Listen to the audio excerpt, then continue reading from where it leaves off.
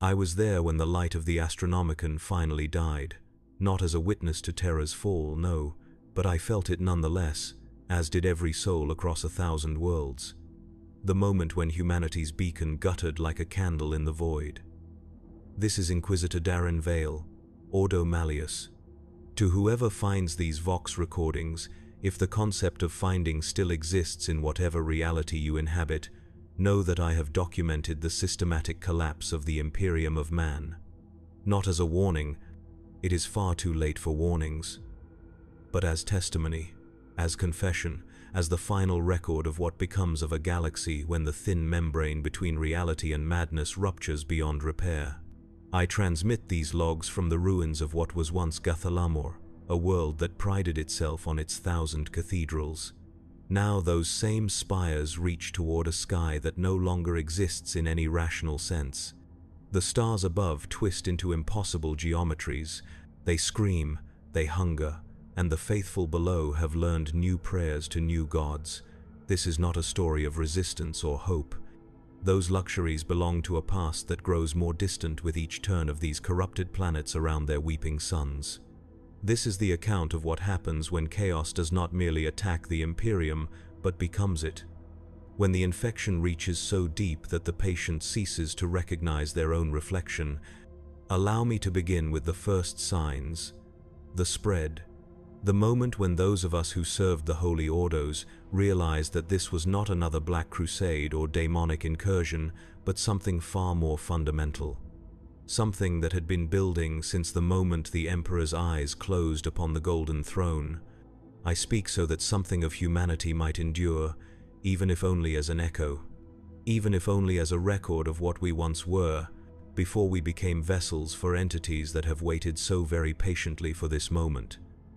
This is how the Imperium of Man ended, not with a heroic last stand, but with a whimper that transformed, note by terrible note, into a chorus of endless, rapturous screaming.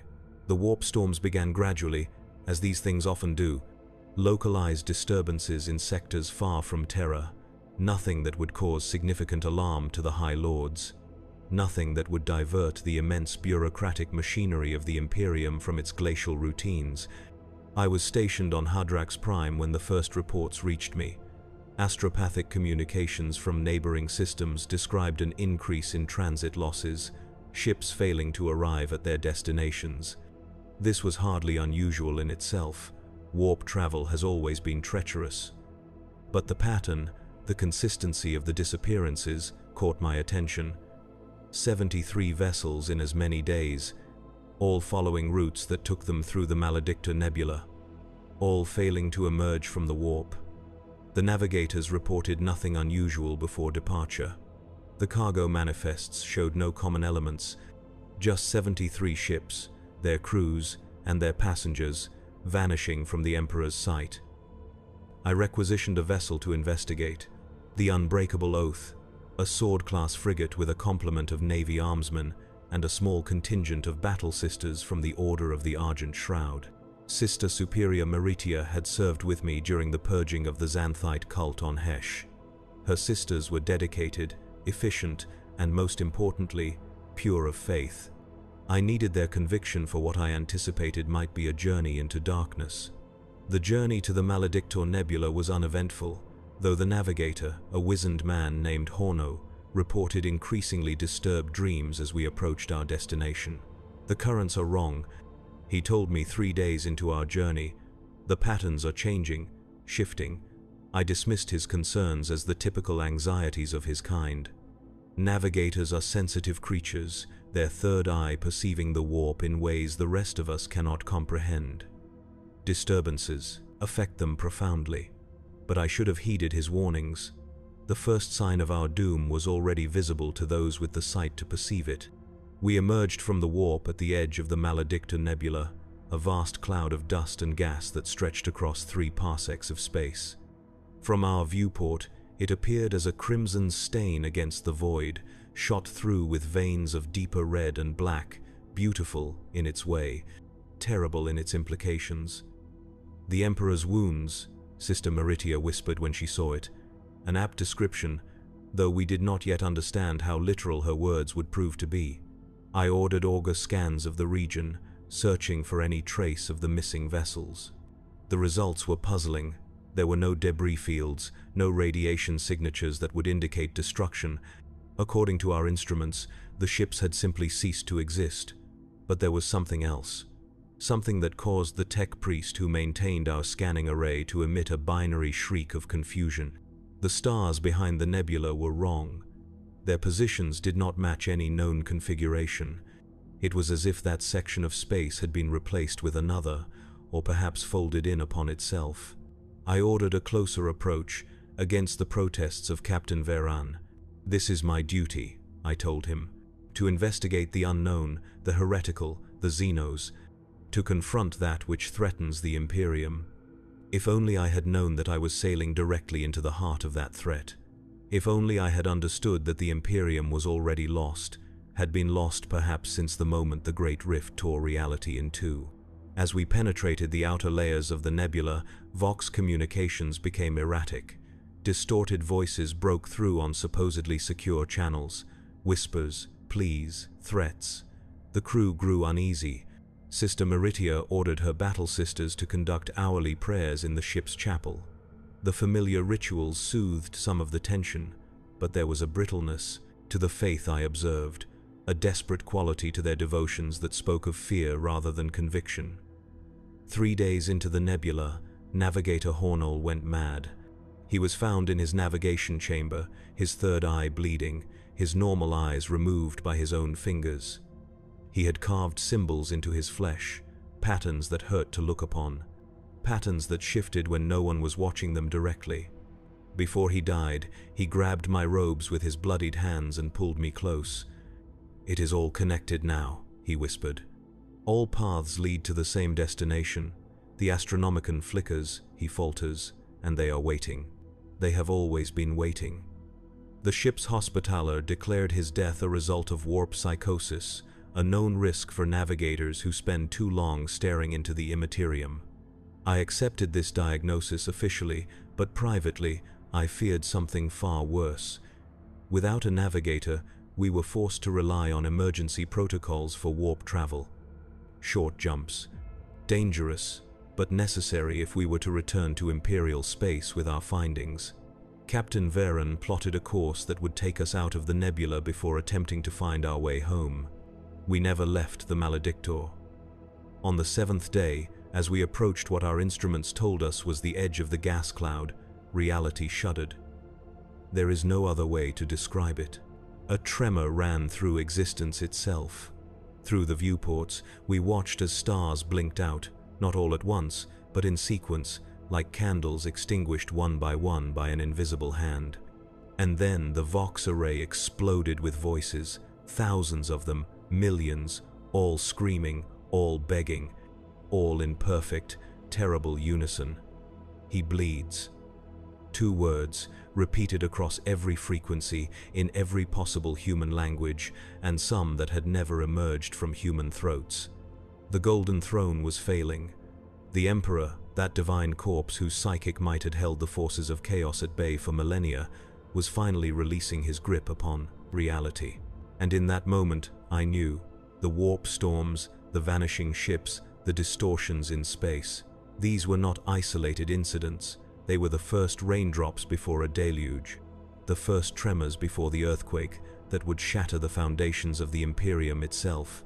I gave the order to return to Imperial space at any cost. Even with a dead navigator, even with the warp in turmoil, we had to bring warning. But as Captain Veran engaged the warp engines, as the Geller field hummed to life around us, I suspect I already knew the truth. There was no Imperial space to return to. Not anymore. The border between reality and the warp, that precious boundary maintained by the Emperor's will for 10,000 years, was dissolving, and we were about to plunge directly into the maelstrom that would consume humanity's last hope. The unbreakable oath entered the warp. The Geller field held at first, but the immaterium we entered was not the one we had left behind. The currents that Navigator Khorne had mentioned were now raging torrents, currents of such violence that they tossed our frigate like a child's toy. Through the armored hull, We could hear sounds, scratching, whispering, promises made in voices that stimulated pleasure centers never meant to be touched. Several crew members shot themselves rather than continue listening. Others simply walked into the lower decks where the Geller field was weakest, their eyes blank, their mouths stretched in ecstatic smiles. Sister Meritia and her battle sisters established a perimeter around the bridge and the engine room. They gunned down any crew who appeared to be compromised, which soon meant most of the ship's complement. Their prayers grew louder, more frantic, but never ceased. Their faith was a bulwark, but even the strongest wall crumbles under sufficient pressure. On what we calculated to be the 9th day in the warp, the Geller field generator suffered a catastrophic failure. The tech priests claimed sabotage. The ship's security forces blamed mechanical error. It did not matter. The result was the same. The barrier between our reality and the raw stuff of chaos collapsed, and they came aboard. I will not describe them in detail. To do so would be to spread their corruption further, but they wore the faces of the crew they took, wore them imperfectly, like ill-fitting masks stretched over anatomies that defied comprehension. Sister Meritia and I led the final defense of the bridge. Her flamers purged dozens of the entities. Her sister's bolters roared defiance against the tide. But for each one banished, 3 more emerged from the shadows, from the walls, from the very air around us. In the end, it was Sister Meritia who saved what remained of us. She detonated explosives in the ship's reactor core, creating a localized implosion that tore a hole in the fabric of the warp itself. The unbreakable oath was pulled into real space in a cascade of impossible energies. We emerged above a world I did not recognize. A hive planet, its spires reaching toward an angry red sky. Orbital platforms burned in high anchor, their debris forming a ring of destruction around the world. But it was the planet's surface that seized my attention. The entire world was in motion, its continents writhing like the muscles of some enormous beast. It was only when I saw the orbital designation that I understood the horror of our situation. We had emerged above Gathalamor, a cardinal world I had visited many times before, a bastion of the imperial faith, with its 1,000 cathedrals and millions of the faithful. But the Gathalamor below us was transformed. The cathedrals remained, but they had been reshaped, their once glorious spires now twisted into profane geometries that hurt the mind to perceive. And from their bells tolled sounds that drove several of our remaining crew to claw out their own eardrums. We received a single Vox transmission from the surface before Sister Meritia ordered our communications silenced. The choirs sing for new masters now, Inquisitor Vale. The faithful have found truer gods. Return to us. Your seat in the Cathedral of Flesh awaits. The voice was that of Cardinal Drusus, Gathalamor's senior ecclesiarch. A man I had dined with not 6 months earlier, a man whose piety and devotion to the Emperor had been beyond question. Now he spoke with a voice layered with others, harmonies that should not exist, timbres that made blood seep from the ears of those who heard them. Sister Meritia turned to me, her face ashen beneath her helm. "This cannot be Gathalamor," she insisted. "This is some warp-spawned deception." But I knew better. The warp storms had spread far beyond the Maledicta Nebula. While we had been lost in the Immaterium, the infection had metastasized. Gathalamor had fallen, and if a fortress of faith like Gathalamor could fall, nowhere was safe. Of our original complement of 300, only 27 remained. The battle sisters had been reduced to Sister Meritia and 2 of her order. The rest had fallen in the defense of the ship, or worse, been taken by the entities that boarded us when the Geller field failed. With our warp engines damaged and navigator dead, we had no choice but to make planetfall. Not on Gathalamor itself, the Emperor protect us from such madness, but on its small moon, Gatha Minor, an airless rock that housed only a small monitoring station and shrine to the Emperor, or so it had been when last I visited. Now, as our savior pods plummeted toward its cratered surface, I saw that the shrine had been transformed as well. The statue of the Emperor had been remade, its noble features replaced with a writhing mass of faces, all screaming in rapture or agony. It was impossible to tell which. We landed 5 kilometers from the shrine. Sister Maritia insisted we investigate to determine the full extent of the corruption. I agreed, though I suspect we both knew what we would find. The monitoring station was abandoned, its corridors empty save for the occasional corpse. But these were not the bodies of the faithful. These were shells, husks emptied of everything that had made them human. Their skin had been peeled back and pinned to the walls, forming patterns that shifted when viewed from different angles. Prayers perhaps, but not to any god the Imperium had ever sanctioned. In what had once been the command center, we found the station's commander, or what remained of him. He had been transformed, his body stretched and reshaped into a living console of flesh and bone. His organs were visible beneath transparent membranes, pulsing in rhythm with distant signals. His face was gone, replaced with a view screen of taut skin that flickered with images of other worlds, other transformations. He was still conscious, still aware. His mouth opened on the side of what had been his torso, speaking words that seemed to come from somewhere else. The Astronomican gutters, Inquisitor. Can you feel it? The Emperor's light fades. His corpse can no longer maintain the lie of order. The veil thins. They come. They have always been coming. And now, at last, they are here. Sister Maritia ended his suffering with a bolt to what remained of his brain. But the damage was done. Through that grotesque view screen, we had seen the truth. Gathalamor was not an isolated incident. Across the sector, across the segmentum, perhaps across the entire Imperium, the same transformations were taking place. Hive worlds turned to flesh. Forge worlds weeping oil like blood from organic machinery. Fortress worlds whose weapons now fired screaming souls instead of shells, and everywhere, the faithful turning to new gods. Gods who answered their prayers in ways the distant Emperor never had. We recovered what supplies we could from the station and established a temporary base in the mines beneath the surface. Sister Maritia maintained her faith despite all we had seen. Her prayers never ceased, though I noticed her sisters no longer joined her with the same fervor. They watched the tunnel entrances instead, their bolt guns never leaving their hands, their eyes never closing even in sleep. It was in those minds that I began this record, this testimony of the Imperium's fall. Using equipment salvaged from our savior pods and the monitoring station, I established a Vox relay powerful enough to broadcast across the sector. Not that I expected anyone to respond. Not that I expected anyone sane to still be listening. But I had to try. I had to know how far the corruption had spread, how much of the Emperor's realm remained.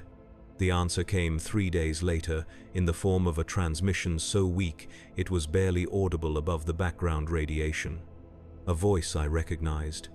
Inquisitor Cross of the Ordo Hereticus, a colleague I had worked with during the Orphean War. Veil, the voice crackled through layers of interference. If you receive this, stay where you are. Do not attempt to reach Terra. The palace has fallen. The throne is empty. He walks among us now, but it is not him. It wears his face, but the eyes, Emperor save us, the eyes are not his. The transmission dissolved into screams and then silence. But it was enough. The unthinkable had happened. Terra itself had fallen to chaos. The Golden Throne, that ancient life support system that had maintained the Emperor's corpse for 10 millennia, had finally failed, and something else now wore his sacred form. In the days that followed, we received more transmissions. Fragments of desperate messages from across the galaxy, a space marine captain reporting that his brothers were changing, their gene seed corrupted, their sacred armor fusing with mutated flesh. A planetary governor begging for evacuation as his world's atmosphere solidified into a crystalline shell that amplified the screams of the population trapped within. An Adeptus Mechanicus Magos calmly describing the transformation of her forge, the world's machines, into living metal that hungered for the souls of their operators. The pattern was clear. The Imperium was not merely under attack, it was being remade from within. The corruption had reached every level of imperial society, from the lowliest hive worker to the highest lord.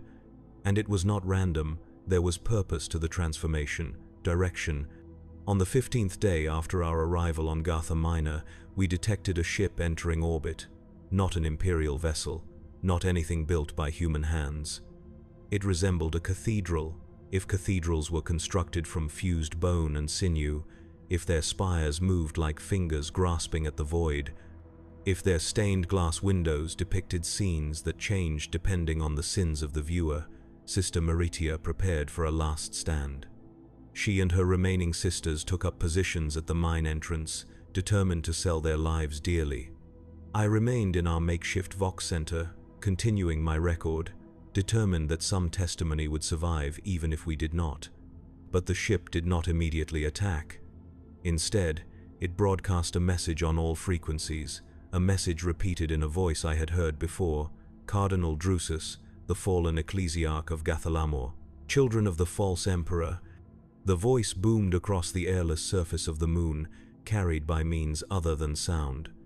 Your long vigil is ended, your suffering has purpose at last.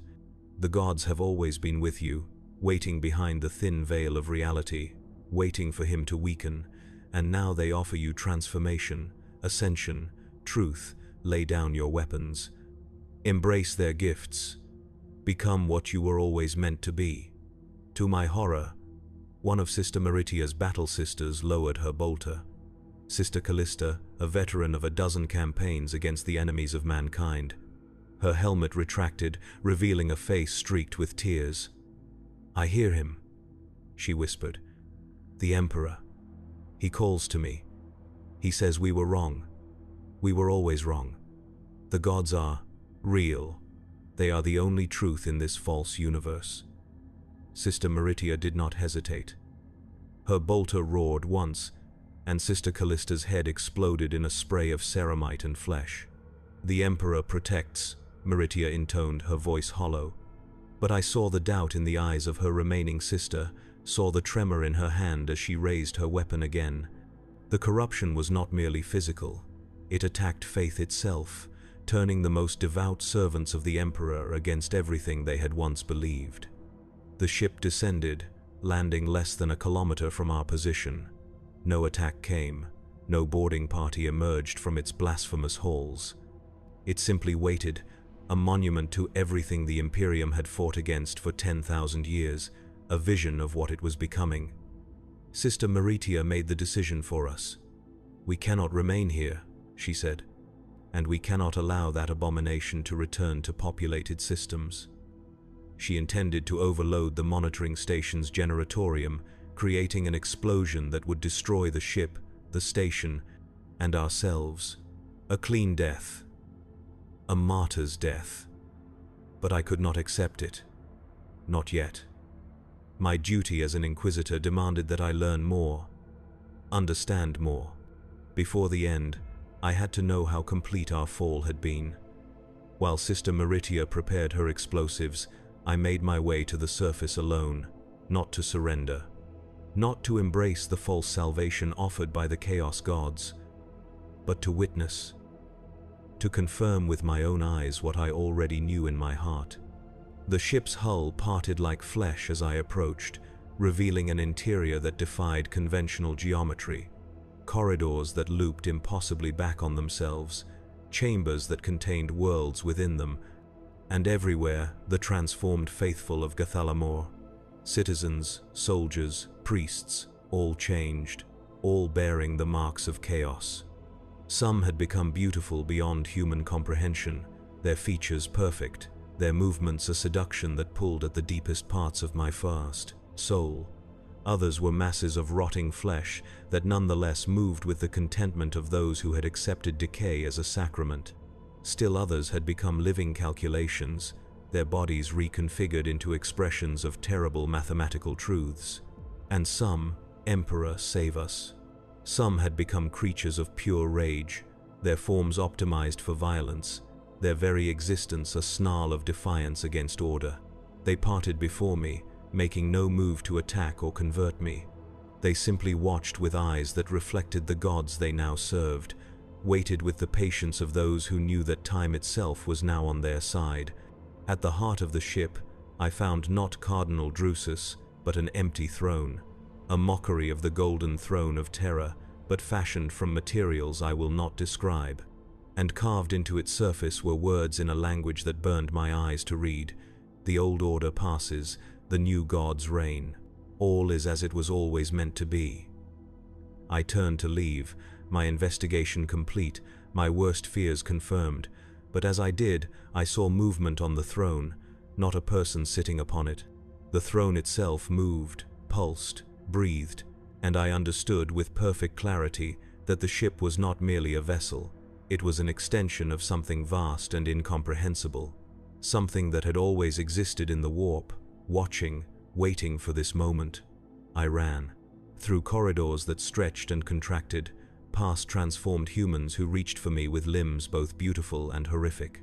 I ran until I reached the surface again, until the poisonous air of space burned in my lungs, until I collapsed at the entrance to the mines where Sister Meritia waited. She dragged me inside, her face grim behind her helm. "It is done," she said. "The charges are set. We have 10 minutes to make our peace with the Emperor." I told her what I had seen, not all of it.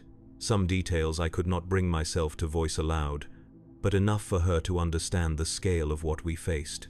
"Then, we die as we lived," she said simply, "in his service." Her remaining sister had already fallen, I noticed. Not dead, something worse. Her armor had fused with her flesh, her bolter becoming an extension of her arm. From her mouth poured not words but liquid light that formed symbols in the air before dissipating.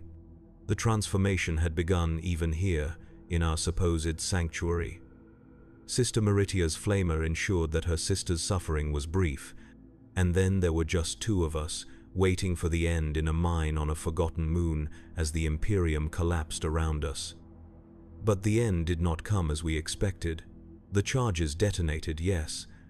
The monitoring station was destroyed in a conflagration visible even from our shelter, but the ship remained untouched, protected perhaps by powers that no longer needed to hide their influence behind the thin disguise of technology or faith. And worse, the explosion had weakened the integrity of the mines. Tunnels collapsed. Chambers were sealed off. Sister Meritia and I were separated, with tons of rock between us. I heard her vox for a time, her prayers growing fainter as her air supply dwindled. Then nothing. Another loyal servant of the Emperor lost to the encroaching darkness. I found myself alone in a small chamber with only my recording equipment and emergency supplies. Enough to survive for perhaps a month, long enough to complete this record, long enough to witness more of the Imperium's transformation through the Vox transmissions that still reached my equipment. In the days that followed, I learned the true extent of our fall. The Astronomican, that psychic beacon that had guided humanity's ships through the warp for 10,000 years, was not merely guttering, it had been transformed. It still shone, yes, but with a light that drove navigators mad, that called to things in the deep warp that had never before been able to approach real space. The great space lanes that had connected the far-flung worlds of the bread, Imperium, were now rivers of pure chaos, their currents carrying not starships but souls. Imperial citizens by the trillions were being harvested, their spirits pulled into the warp not at death but in life, their physical forms left behind as empty shells or transformed into vessels for entities that had never known flesh.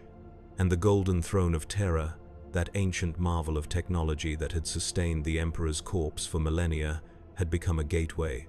A door opened from both sides. What emerged wore the Emperor's form.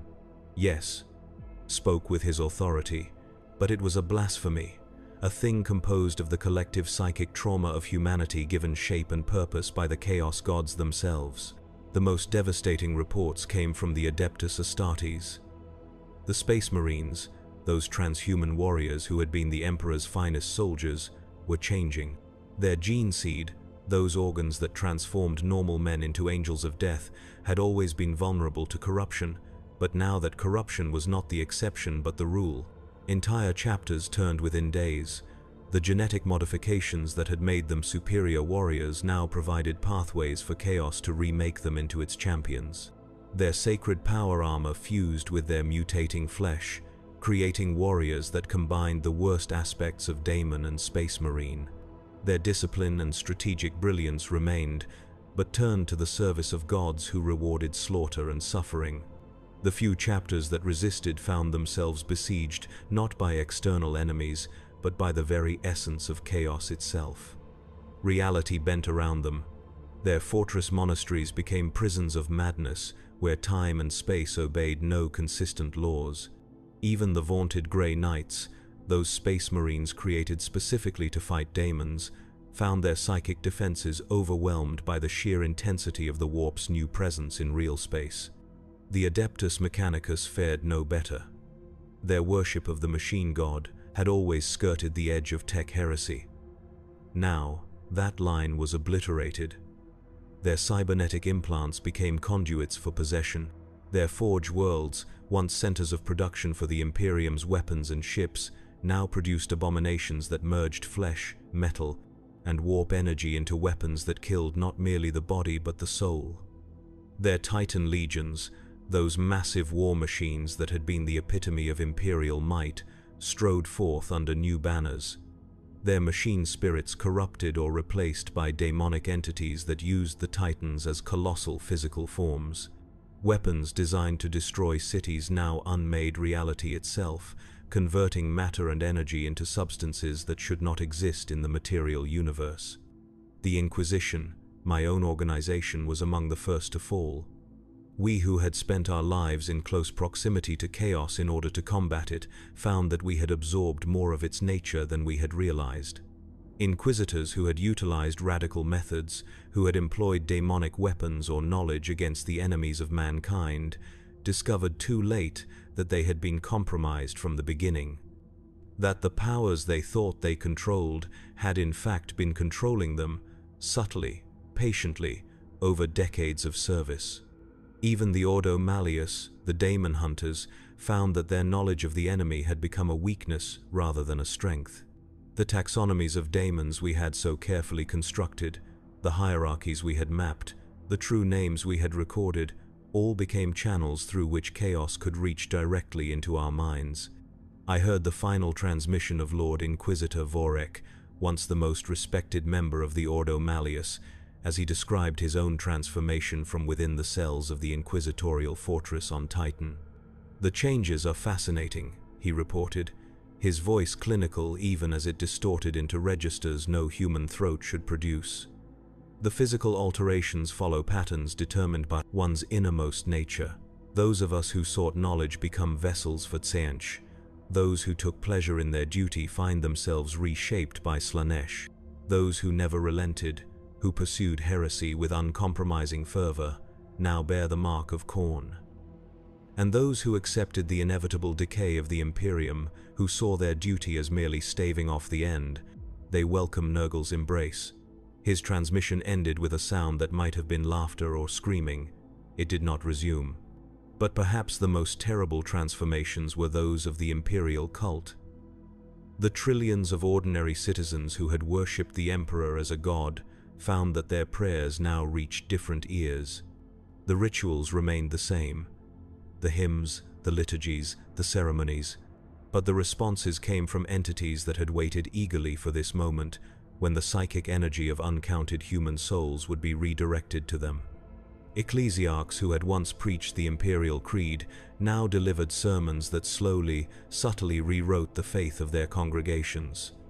The Emperor was still central to their doctrine, but transformed, no longer the protector of humanity, but its sacrificer, the one who had prepared it for this glorious transfiguration.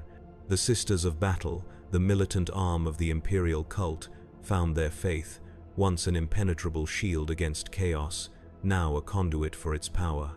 Their acts of devotion, their self-flagellation, their burning of heretics, all became sacraments to the dark gods. Their flames burned with unnatural colors. Their prayers summoned not the Emperor's protection, but the attention of beings who rewarded devotion with mutation and power. It was a Sister Hospitaller whose transmission finally made me understand the true horror of our situation.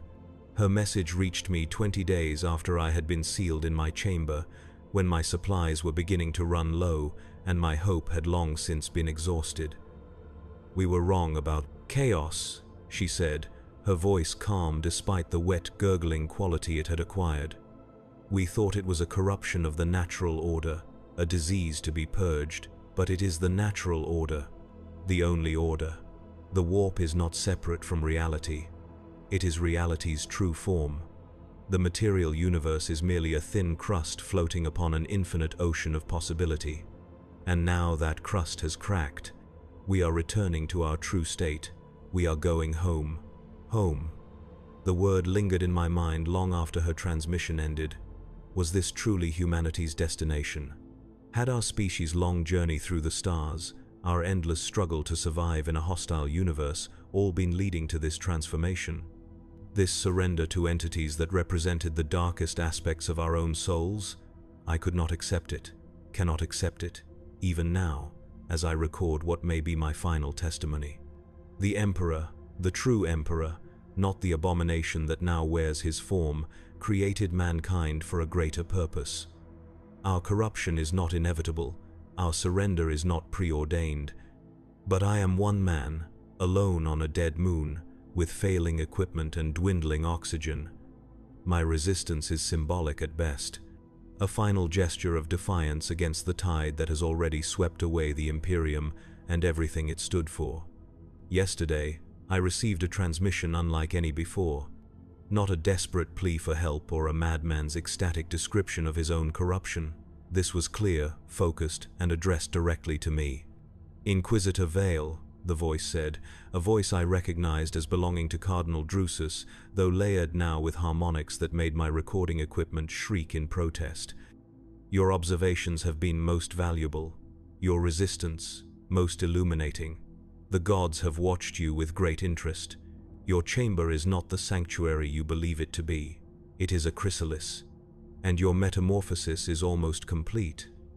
I examined my body after the transmission ended, looked for signs of the Resputia, changes I had heard described by so many others. Found nothing outwardly visible, but there was a sensation beneath my skin, a movement, a shifting of things that should be fixed and solid. And dreams. Emperor, save me, the dreams, cities of flesh and bone rising from seas of screaming faces, cathedrals whose spires pierced reality itself, opening wounds that leaked the raw stuff of chaos into the material realm. And at the center of it all, a figure on a throne, a figure wearing the Emperor's face like a mask that no longer fit properly. A figure whose eyes reflected not just the four major chaos gods we had named and categorized, but countless others, powers that had never revealed themselves before now, entities that had waited patiently in the darkest corners of the warp for this moment of triumphant emergence. I wake from these dreams to find my Vox equipment transmitting of its own accord, broadcasting my unconscious murmurings to whoever or whatever might be listening. I disable it when I can, but the mechanisms reassemble themselves when I sleep, as if the metal and circuitry has acquired a will of its own, a purpose beyond its design. My supplies are nearly exhausted now. The air recyclers fail for longer periods with each cycle. Soon, I will have a choice to make: suffocation in this sealed chamber, or exposure to whatever Gathalamor has become. Neither option offers true escape. I know this now. There is no corner of the galaxy beyond their reach, no sanctuary that will not eventually be corrupted. This morning, I woke to find something growing from the rock walls of my prison, not fungus or lichen, which might be expected even in this airless environment. This was something else. Crystalline structures that caught the light of my failing lumen units and refracted it into colors that should not exist. Colors that moved when observed. Colors that whispered. I tried to remove them, burned them with the flame unit from my survival kit, smashed them with the butt of my bolt pistol. But they returned within hours, spreading faster, growing more complex in their formations. They are watching me through these crystals. The entities that were once the faithful of Gathalamor, the powers that now rule what was once the Imperium of Man. They observe my deterioration with the patience of predators who know their prey is cornered. Another transmission reached me today, the voice of Sister Meritia, whom I had believed dead these past weeks, but changed, hollow, as if her vocal cords were no longer housed within a human body. "Darren," she said, using my given name for the first time in our long association. "I have seen it now. The truth behind the veil. The glory that awaits humanity. The Emperor kept it from us. 10,000 years of stagnation and suffering because he feared what we would become. But now we are free. Now we ascend. Join us. Complete your testimony not as an epitaph for the Imperium, but as a chronicle of humanity's rebirth." I did not respond, could not respond. The woman who had once been Sister Meritia was gone, replaced by something that wore her voice like borrowed clothing. Yet I could not help but wonder at her words. The Emperor's long vigil upon the Golden Throne had preserved humanity, yes, but preserved it for what? An eternity of suffering? An endless crusade against enemies that could never truly be defeated? Had there been purpose to our pain? Or merely postponement of the inevitable? Number, I must not think this way. These are not my thoughts, they are implanted, suggested. The crystals on the walls pulse as these doubts pass through my mind. They respond to my emotions, growing brighter when my faith falters, dimming when I reaffirm my loyalty to the Emperor. I am being worn down. Not just physically, though my body weakens with each passing day as my supplies dwindle. My very conviction erodes under the constant pressure of these transmissions, these visitations, these whispers that come not from the Vox unit but from inside my own skull. Is this how it happened across the Imperium? Not a sudden overwhelming assault, but a gradual surrender? A slow realization that resistance against such fundamental forces was not merely futile but irrational. The barrier between realities continues to thin. I see it in the air of my chamber, which sometimes ripples like the surface of water disturbed by unseen currents. I hear it in the silence between heartbeats, which stretches longer each time, filled with sounds that do not belong to the material universe. Today I received the most disturbing transmission yet. It came not from Gathalamor or any recognizable imperial frequency. It originated, according to my equipment, from Terra itself. "Witness the culmination," said a voice that was not a voice. Words that were not formed by any human tongue but impressed directly upon my consciousness. "The Golden Throne stands empty. The corpse god abandoned his vigil. But we have not abandoned you. We have never abandoned you. From the moment the first human gazed into the night sky and felt fear, we have been with you. From the first murder, the first ecstasy, the first secret kept, the first pact broken. We are you. And now, at last, you are us." Accompanying this message was a data burst. Visual information transmitted directly to my augmetic eye implant, bypassing the cogitator unit that should have filtered such content. I saw Terra, not as it had been, the sacred cradle of humanity, its continents recognizable despite 10,000 years of development and war. This was Terra transformed. The oceans moved as one entity, a single consciousness comprised of the souls of countless billions who had been cast into their depths as sacrifices to the new order.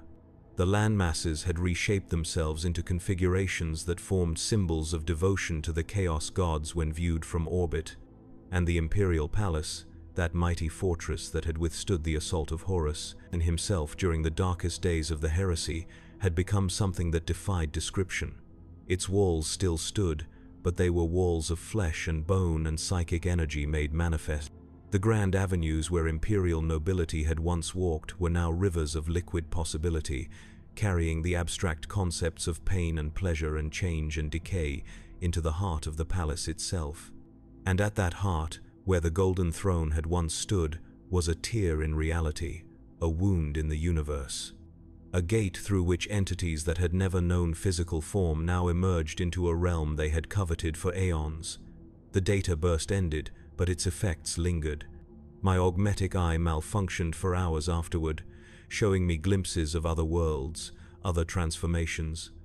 Hive cities whose spires had become tentacles grasping at the stars. Agri-worlds whose crops grew from soil fertilized with the liquefied bodies of their farmers, producing harvests that changed those who consumed them. Death worlds whose indigenous predators had merged with chaos entities to become hunters that stalked not just flesh but souls. Is this the truth? Has Terra truly fallen so completely?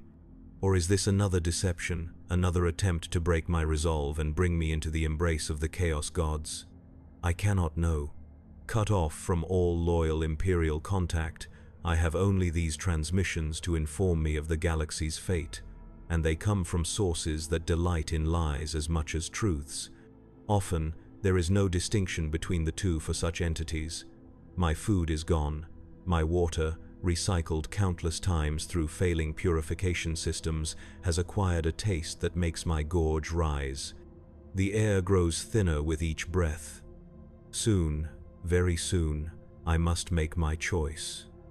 Death by my own hand, or step outside into whatever Gathalamor has become.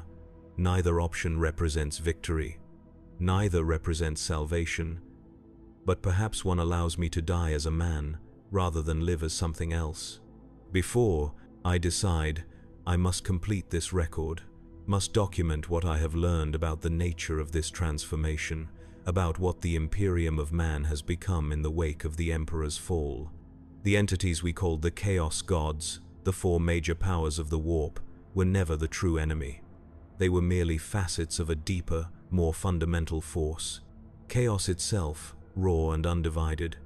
The very antithesis of order, of structure, of the material universe's physical laws. It did not hate humanity. It did not seek our destruction out of malice. It sought to absorb us because that is its nature. To transform order into disorder. To return complexity to simplicity. To unmake reality itself. The Emperor had held it at bay for millennia through sheer force of will. His immense psychic power had maintained the barriers between real space and the warp, had enforced the physical laws that allowed human civilization to exist. But that power was finite. That will, no matter how indomitable, could not stand forever against the infinite. And now, with those barriers broken, with those laws suspended, chaos rushes in to fill the vacuum. Not as an invader, but as water flowing downhill. Following the path of least resistance toward its natural destination, the Imperium, for all its might, for all its faith, was ultimately built upon the same foundations as any human endeavor: emotion, will, belief. The very forces that chaos embodies and manipulates. We fought against our own nature, against our own reflections in the mirror of the warp. And now, at last, that reflection has stepped through the glass to claim us. Is this the end, then? The final chapter of humanity's long story? A descent into madness and mutation, our bodies and souls transformed into vessels for entities we can barely comprehend? Perhaps. But I am an inquisitor of the Emperor's holy Ordos. Even now, even here, I cannot surrender to despair. There must be resistance somewhere, some corner of the Imperium where the light still burns. Where humanity fights on against the darkness, not with any hope of victory, but because to do otherwise would be to betray everything we have ever been. The Space Marines, the genetic sons of the Emperor himself. Surely some chapters remain loyal. The technologies and rituals that maintained their purity of gene seed for 10,000 years could not all have failed simultaneously. The Grey Knights, created specifically to combat daemonic incursion. The Exorcists, who subjected their initiates to possession and exorcism to build resistance against chaos influence. The Black Templars, whose faith burned too brightly to be corrupted. Or the Adeptus Mechanicus, the tech priests of Mars, with their emotionless logic and replacement of weak flesh with sturdy metal. Could they not have recognized the pattern of corruption early enough to isolate their forge worlds, to sever connections with affected systems, to quarantine their databases and purge corrupted code? Even the Imperial Guard, those countless billions of ordinary men and women who held the line against the enemies of mankind. Their faith might be broken, their bodies corrupted, but their numbers are such that some must have escaped the initial wave of transformation. Some must still fight in the Emperor's name, even if they no longer know whether the Emperor himself still exists to receive their devotion. I cling to these possibilities, these fragile hopes, not because I expect rescue, not because I believe I will live to see the Imperium restored, but because without them there is only surrender, only transformation, only chaos, eternal and triumphant, and I am not ready to accept that, not yet, not while I still draw breath as a man. The decision has been made for me. The chamber's structural integrity is failing. Cracks spread across the ceiling, widening as I watch. Not due to physical stress, but because reality itself grows thin here. The barrier between this space and the warp erodes with each passing moment. I have sealed my testimony into a data crystal specially warded against chaos influence. Old technology, dating back to the Great Crusade, when the Emperor's forces first encountered the ruinous powers and developed countermeasures. Whether these wards will hold against the intensity of chaos presence that now permeates the galaxy, I cannot say, but it is the best protection I can offer to these words. The crystal will be loaded into an automated messenger drone, one of the few pieces of equipment still functioning from our original mission. Programmed to seek out any signal that matches the old Imperial authentication codes, any transmission that might indicate a pocket of resistance still exists. If you are reading this, then the drone found you. Then some fragment of the Imperium endures. Then humanity, true humanity, has not yet been entirely consumed by the chaos that now rules what was once the Emperor's domain. I go now to face whatever waits beyond the thin shell of this chamber, not with hope, not with faith. Those luxuries belong to a past that grows more distant with each breath. I go because there is nowhere left to hide, because even here, in the darkness and silence of a forgotten moon, chaos has found me, has changed me in ways I am only beginning to understand. The flesh of my left arm moves in patterns that do not correspond to muscle or bone. My dreams are no longer confined to sleep, but intrude upon waking moments, superimposing impossible geometries over the mundane contours of my shelter. And the voice that dictates these final words to my recording equipment no longer sounds entirely like my own. If you are reading this, then heed my final warning. Chaos does not conquer, it transforms. It does not destroy humanity, but reshapes it into its own image. The enemies you face were once your battle brothers, your fellow priests, your loyal subjects. They did not choose corruption. They simply failed to recognize it, until it was too late, as I have failed, as the Imperium failed, as perhaps even the Emperor himself failed, in those final moments when the Golden Throne at last broke down and released his spirit into a warp no longer held at bay by his sacrifice. The ceiling gives way, not to the airless void of Gutha Minor's surface, but to something else. Something that should not exist in the material realm. Colors that laugh, sounds that burn, scents that whisper promises of power and transformation. They come for me now. The entities that were once the faithful of Gathalamor, the powers that have waited so patiently for this moment. I raise my bolt pistol, more from habit than from any belief that it will affect what is about to happen, for the Emperor. Even now, even here, though the Imperium has fallen, though Terra itself has become a shrine to chaos, though the physical laws that once governed reality now bend and break under the pressure of the warp made manifest. For the Emperor, for humanity, for what we were, if not what we have become. The last transmission of Inquisitor Darren Vale ends here. The messenger drone drifted through the void for what might have been centuries. Time had little meaning in a galaxy where the warp and real space now interpenetrated each other so completely. Occasionally it passed near worlds that had once been vibrant centers of human civilization. Now they were something else. Something that defied categorization by any taxonomy developed by the Imperium in its long history.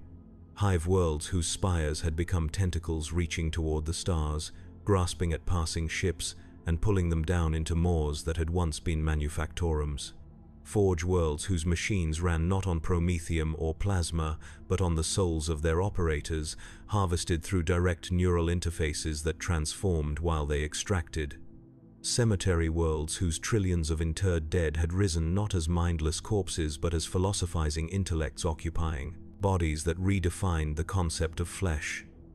The drone avoided these worlds, its machine spirit programmed with an instinct for self-preservation that kept it in the deep void between systems. It broadcast its query on frequencies once reserved for the highest levels of Imperial communication, expecting no response, receiving none. Until, at the edge of what had once been segmentum solar, it detected a signal, faint, intermittent, but bearing the authentication codes of the Inquisition.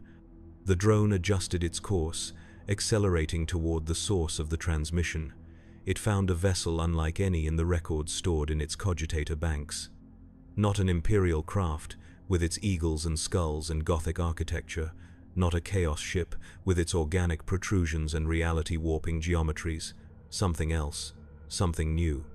The vessel's hull was smooth, unadorned with either Imperial iconography or chaotic mutations. It resembled nothing so much as a teardrop, its surface reflecting the light of distant stars without seeming to absorb any of it. No energy signatures emanated from its structure. No void shields distorted space around it. Yet it moved with purpose, its course deliberate. The drone approached cautiously, its simple machine spirit registering caution without understanding why. It broadcast its identification codes again, more intensely, directing them specifically at the strange vessel. A response came, not in the form of vox transmission or data burst, but as a gentle psychic pressure against the drone's cogitator unit. An acknowledgement, an invitation. A port opened in the vessel's smooth hull, not a conventional airlock or docking bay, but a circular aperture that dilated like the pupil of an eye. The drone, its programming compelling it to complete its mission at any cost, entered. Inside, it found a space that defied the external dimensions of the vessel, a vast chamber that could not possibly fit within the teardrop shape observed from outside. And, within that impossible space, beings that had once been human. They stood in a circle around a central dais, these entities that had transcended their original forms without surrendering to chaos. Their bodies were changed, yes, limbs elongated beyond natural proportions, skin that shifted hues with their thoughts, eyes that reflected not just the visible spectrum but wavelengths no human organ could perceive. But they retained a symmetry, a harmony of form that spoke of transformation with purpose rather than the random mutations of chaos exposure. One stepped forward as the drone hovered uncertainly in the center of their circle, taller than the others, its form more substantially altered. Where they still approximated the human shape, this being had evolved beyond such limitations. Its body appeared to consist of layers of translucent tissue, beneath which energies flowed like blood through veins. Its face retained humanoid features, but arranged in a configuration that suggested not just a different aesthetic, but a different understanding of what consciousness itself might require. "We receive your message, fragment of the old empire," the being said, its voice resonating not through air but directly within the drone's cogitation unit. "We accept your testimony. We honor the sacrifice of the one called Veil, who witnessed the fall without understanding its purpose." The drone, its programming extending only to the delivery of its data crystal, could not respond to this statement. It hovered, waiting for the beings to retrieve its cargo, to complete the mission that had driven it across light years of corrupted space. "You do not comprehend," the tall being continued, evidently sensing the drone's limited awareness. "None of you did. The fall was not the end, it was a transition, a necessary phase in humanity's evolution." It gestured, and the data crystal containing Inquisitor Veil's testimony floated free of the drone's storage compartment, not removed by physical contact, but drawn out by some force that operated according to principles no tech priest of the Adeptus Mechanicus had ever codified. "Chaos was never the enemy," the being said, examining the crystal without touching it, reading its contents without accessing its data ports. "It was the crucible. the transformative fire through which humanity had to pass in order to transcend its limitations. The Emperor knew this. In the end, when the Golden Throne failed, when his physical form could no longer contain his expanded consciousness, he understood at last. The crystal pulsed with light as the being spoke, as if responding to its words. The wards placed upon it by Inquisitor Vale, designed to resist chaos corruption, reacted to this new influence, not with resistance, but with recognition, as if encountering something they had been programmed to acknowledge as legitimate authority. The Imperium of Man could not survive the transition. It was never meant to. It was a cocoon, a temporary shell to protect humanity during its larval stage. When the metamorphosis began, that shell had to be broken, had to be discarded. Those who clung to it, who identified the container with the being contained, they suffered. They resisted a process as natural and inevitable as birth. The other entities in the circle moved closer, their forms shifting subtly as they surrounded the drone and the floating data crystal, not threatening, not encircling prey, but creating a more intimate space for communication, for revelation. "We are what comes after chaos," said another of the beings, this one smaller, its form closer to the human baseline but still fundamentally altered. "We are what humanity becomes when it absorbs the power of the warp without being consumed by it. When it learns to navigate the infinite possibilities of chaos without surrendering its essential nature." "The third path," said another, its voice harmonizing with the others to create overtones that resonated with the drone's metal components. "Neither the sterile order of the Imperium nor the fecund disorder of chaos triumphant. Synthesis, balance, the fulfillment of humanity's potential, not its destruction."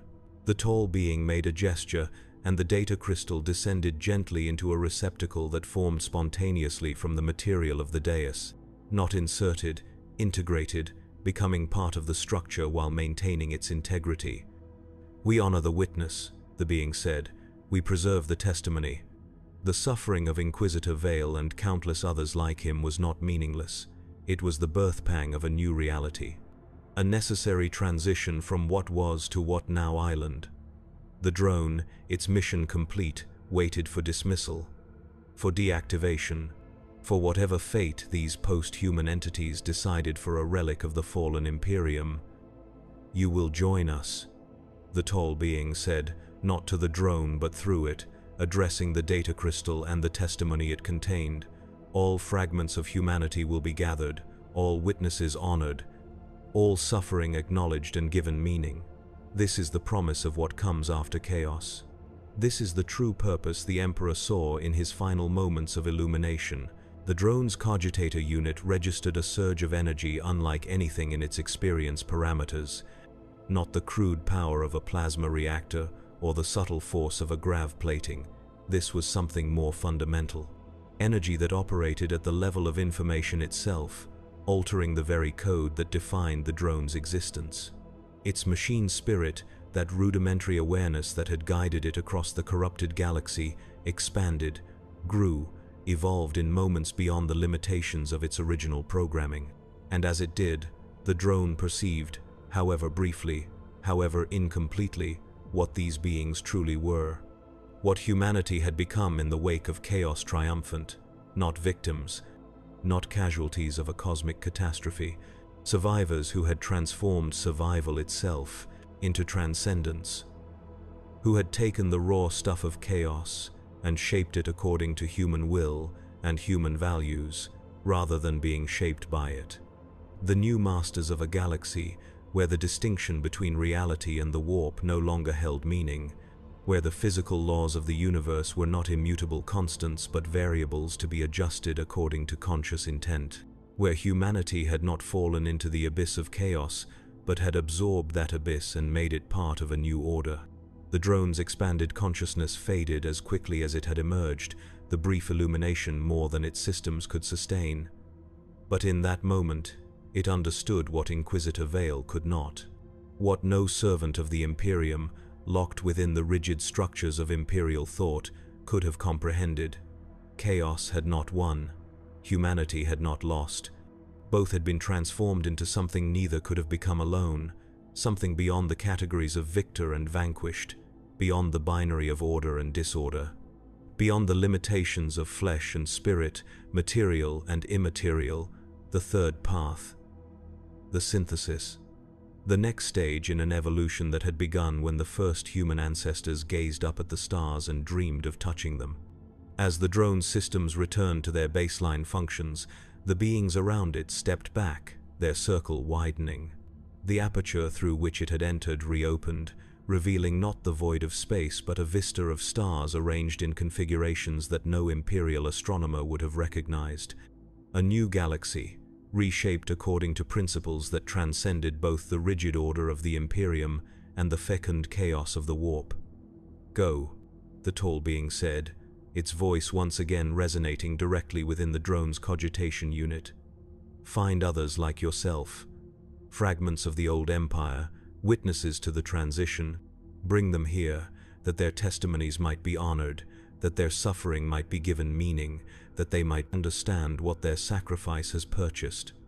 The drone, its programming expanded, but still fundamentally rooted in obedience to instructions from legitimate authority, accepted this new mission. It turned, passing through the aperture into a galaxy transformed. Behind it, the vessel that contained the post-human entities resumed its patient journey through space that was no longer entirely real, seeking others who had survived the fall. Others who had witnessed the collapse of the Imperium and the triumph of chaos without understanding that these were merely phases in a greater transformation.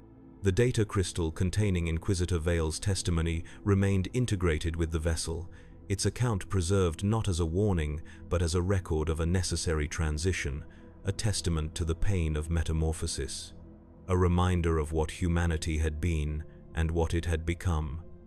In the depths of what had once been Segmentum Solar, where the corrupted sphere of Terra still orbited its dying sun, something that had once been the Emperor of Mankind observed the vessel's progress, with awareness spread across dimensions the human mind could not comprehend.